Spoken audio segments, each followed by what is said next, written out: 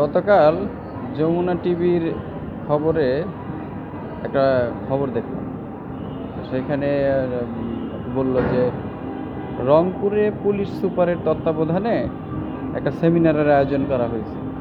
তো সেই সেমিনারে ছিল ইসকন সদস্য, তারপর হচ্ছে স্থানীয় হিন্দুরা, তারপরে হচ্ছে কি বলে স্থানীয় মসজিদের ইমাম মুয়াজ্জিন আলেম ওলামা এরা ছিল আর কি।